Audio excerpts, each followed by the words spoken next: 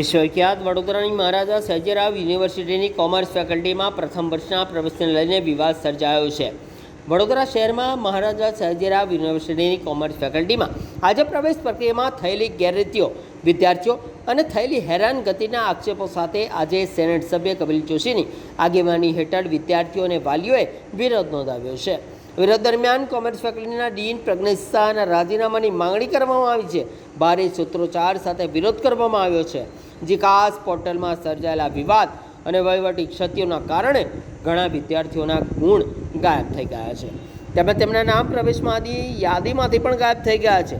વિદ્યાર્થીઓનો આક્ષેપ છે કે પ્રવેશ પ્રક્રિયા આપવા છતાં પણ અનેક વિદ્યાર્થીઓના યોગ્ય રીતે પ્રવેશ મળતા નથી, જેના કારણે તેઓ અને તેમના પરિવારજનોને ભારે માનસિક અને તણાવમાંથી પાસ થવું પડે છે. આજે આ મુદ્દે યુનિવર્સિટીના 20 સત્તાધીશો સમક્ષ રજૂઆત કરવા માટે રજિસ્ટ્રારને આવેદનપત્ર પાઠવવામાં આવ્યું હતું અને આવેદનપત્રમાં સમગ્ર પ્રવેશ પ્રક્રિયાની તપાસ કરવાની જવાબદારી સામે કાર્યવાહી કરવાની તેમજ વિદ્યાર્થીઓને ન્યાય મળે તે માટે તાત્કાલિક પગલાં ભરવાની પણ માંગણી કરવામાં આવી હતી. મારું નામ ધ્રુવ દલવાડી છે. હું ધોરણ 12માં 75% આવ્યા હતા અને એન્ટ્રન્સ એક્ઝામમાં આ લોકોએ રિઝલ્ટ શો કર્યું એમાં 85% હતા, પણ એ છતાં પણ મને એડમિશન આપવામાં આવ્યું નથી અને એન્ટ્રન્સ એક્ઝામમાં મને એબસન્ટ બતાવે છે.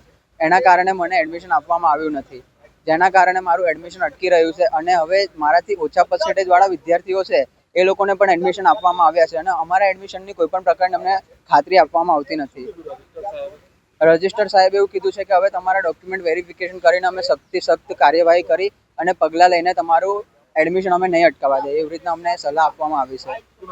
ધ્રુવ દલવાડી.